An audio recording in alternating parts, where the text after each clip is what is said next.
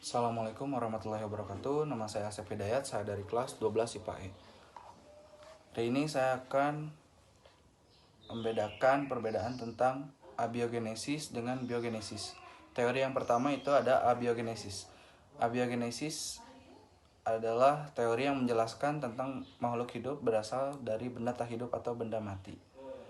Teori abiogenesis juga dikenal dengan teori generatio spontanea, yang artinya makhluk hidup yang terbentuk secara spontan.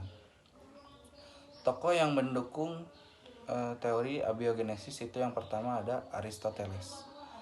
Aristoteles melakukan percobaan tentang merendam tanah di dalam wadah yang berisi air. Kemudian hasilnya dari tanah tersebut muncul cacing yang tanah itu direndam dalam air tersebut. Dan kesimpulannya cacing berasal dari benda tak hidup atau benda mati. Dan yang kedua ada John Needham. John Needham melakukan percobaan merebus atau mensterilisasikan air kaldu di dalam wadah yang dipanaskan selama beberapa menit, kemudian didiamkan selama beberapa hari.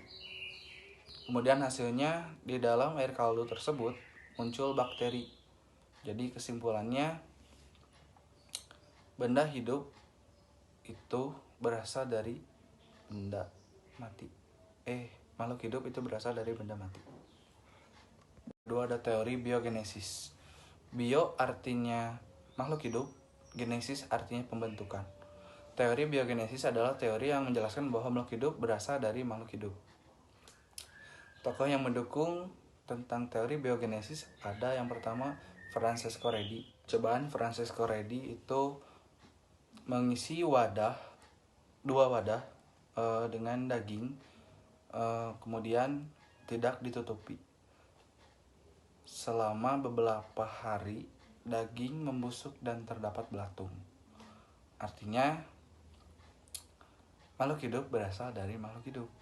Dan percobaan yang kedua adalah daging yang sama dimasukin ke dalam wadah. Cuman yang wadah kedua ini ditutupi oleh tutupnya serapat-rapatnya gitu. Setelah beberapa hari daging membusuk dan tidak terdapat belatung. Cobaan Francesco Redi itu mengisi dua wadah dengan daging, kemudian tidak ditutupi. Selama beberapa hari daging membusuk dan terdapat belatung. Artinya makhluk hidup berasal dari makhluk hidup. Dan percobaan yang kedua adalah daging yang sama dimasukin ke dalam wadah. Cuman yang wadah kedua ini ditutupi oleh tutupnya serapat-rapatnya gitu. Setelah beberapa hari daging membusuk dan tidak terdapat belatung. Yang kedua ada Lazzaro Spallanzani. Itu beliau memperagakan air kaldu yang dipanaskan, kemudian didinginkan, tidak ditutupi, itu ada mikroorganisme. Lalu yang kedua itu ditutup, tidak ada mikroorganisme.